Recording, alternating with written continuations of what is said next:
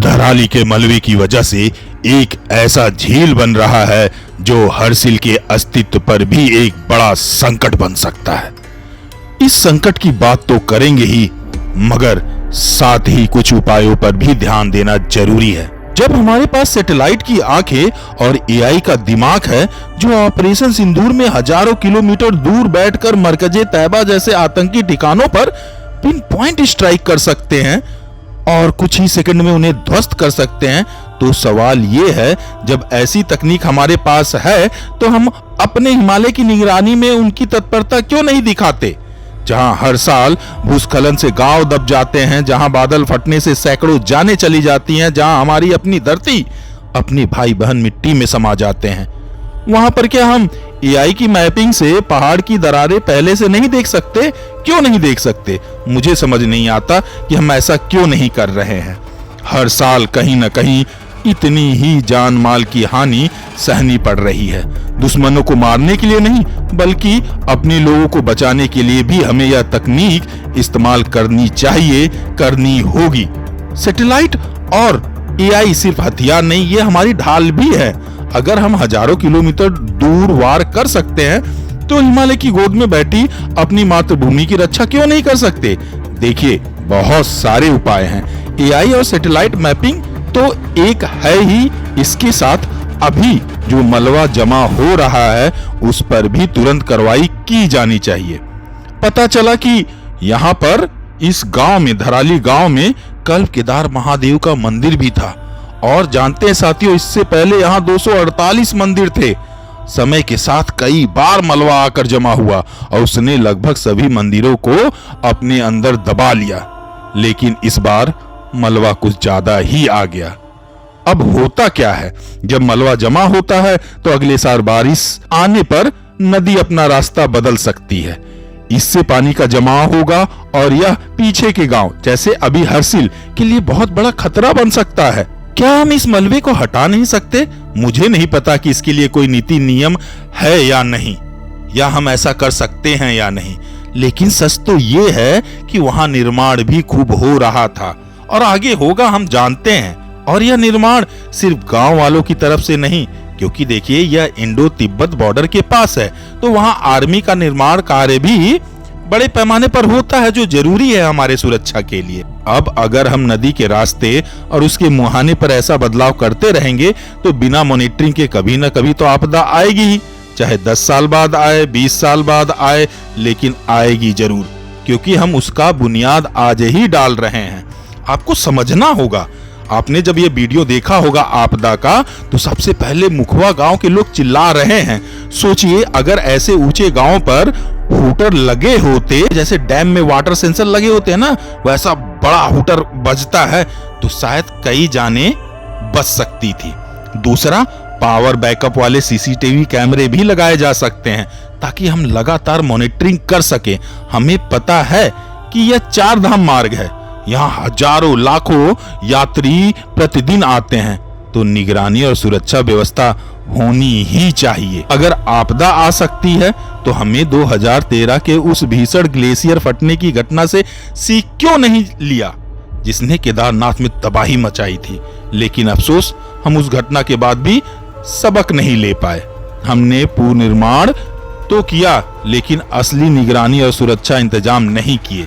ऐसी घटनाएं थोड़ी सी मानवीय संवेदना और जागरूकता अपने आप ला देती हैं, लेकिन धीरे धीरे हम भूल जाते हैं और अगली आपदा का इंतजार करते रहते हैं। यह चक्र बार बार दोहराया जाता है।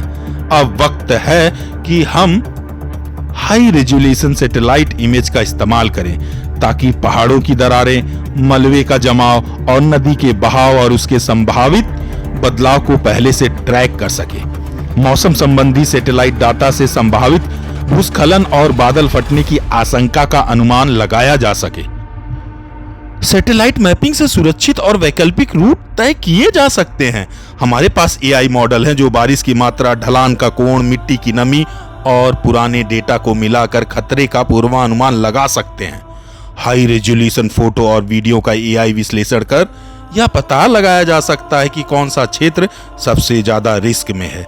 सोचिए, अगर हम इस तकनीक का उपयोग करें तो हम कितनी जिंदगियां बचा सकते हैं, कितने परिवारों को बिखरने से रोक सकते हैं। मेरे पिछले वीडियो पर कई कमेंट आए। कोई कह रहा था कि एनसीआर के पर्यटक इसकी वजह है, तो कोई धार्मिक टिप्पणी भी कर रहा था कि अल्लाह का हजर है वगैरह वगैरह। लेकिन सच्चाई यह है कि यह आस्था का केंद्र होने की वजह से यहाँ हर साल लाखों लोग आएंगे ही। दिल्ली और मुंबई की आबादी से ज्यादा लोग उत्तराखंड पहुंचते हैं और आगे भी पहुंचते रहेंगे। इसलिए सवाल यह नहीं है कि लोग आएंगे या नहीं, सवाल यह है कि हम इतने बड़े जनसमूह और जोखिम वाले इलाके की निगरानी और सुरक्षा इन आपदाओं से कैसे सुनिश्चित करेंगे। यह इलाका प्राकृतिक सुंदरता का केंद्र है। यहाँ जनसंख्या बढ़ रही है और जैसे लोगों के पेट तक रोटी पहुंचनी चाहिए, वैसे ही उनकी सुरक्षा भी सुनिश्चित होनी चाहिए। समय, परिस्थिति, हालात के अनुसार ये सारी चीजें बहुत अहम हो जाती हैं। प्रधानमंत्री मोदी तक ऐसे मुद्दों की जानकारी होनी चाहिए। शायद हो भी, शायद काम चल भी रहा हो, मगर दिख तो नहीं रहा। कभी कभी ऐसा लगता है कि ऐसे हालातों पर अक्सर, जैसे टीवी पे चलने वाला एक लाइन होता है ना, भाई सबसे जो आम रीजन दिया जाता है, आएंगे तो ऐसा होगा ही, मतलब प्राकृतिक संतुलन बिगड़ेगा। तो भाई जिस ऊंचाई पर ये जगह है वहां बादल फटना आम बात है। ये मैदानी इलाका नहीं है, ऐसी घटनाएं होती रहेंगी। पहले यह बसने वाला इलाका नहीं था, लेकिन अब निर्माण हुआ है, लोग बसे हैं और ऐसी आपदाएं हो रही हैं। तो जैसा पहले मैंने कहा, हमें ऐसे उपाय करने होंगे। यह हमारा सामाजिक और मानवीय दायित्व है, जिसे हमें इंसान के तौर पर निभाना चाहिए। स्विट्जरलैंड को ही देखिए, वहां इतनी बड़ी आपदा आने से पहले अलर्ट जारी किया गया, पूरा गांव खाली कराया गया। नतीजा यह हुआ कि जान बच गई। समय के साथ संपत्ति की हानि पूरी हो सकती है, लेकिन एक बार जो जान चली जाए वह वापस नहीं आती। सोचिए, कितने परिवार बिखर गए, कितने लोग अपने सपनों के साथ यहाँ मां गंगोत्री के दर्शन करने आए थे, उस पवित्र अनुभव को जीने आए थे और ऐसी आपदा का शिकार बन गए। मेरा बस यही कहना है कि हम ऐसे निवेश करने चाहिए, खासकर हिमाचल और उत्तराखंड के क्षेत्र में। यह इलाका ऐसा है जहां हर साल कोई न कोई तबाही मचा देता है। यह प्राकृतिक आपदा, हमें पता है कि इसे पूरी तरह नियंत्रित नहीं किया जा सकता, लेकिन हम नुकसान को कम तो कर सकते हैं। इसके लिए ऊंचाई वाले गांव में अलर्ट सिस्टम और सायरन लगाया जा सकता है। सीसीटीवी, जैसा मैंने बताया कि पावर बैक्ड मॉनिटरिंग के लिए लगातार लगाया जा सकता है। एआई और सैटेलाइट मैपिंग, जिस तरह ऑपरेशन सिंदूर पे एक सटीक काम किया, उसी तरह उनकी मैपिंग नदी, पहाड़ और मौसम का रियल टाइम सर्वे में किया जाना चाहिए। दोस्तों, धराली, हरसिल, मां गंगोत्री या हिमालय का क्षेत्र यह सिर्फ जगह नहीं है, यह हमारी पहचान है, हमारी आत्मा का हिस्सा है। अगर इन्हें कुछ हो गया तो सिर्फ जमीन या पानी नहीं, हम अपनी विरासत का एक हिस्सा भी खो देंगे। आपको क्या लगता है साथियों? जरूर बताएं कि ऐसी तकनीक हमारे दूर दराज हिमालय में बसे भाइयों के लिए होनी चाहिए कि नहीं।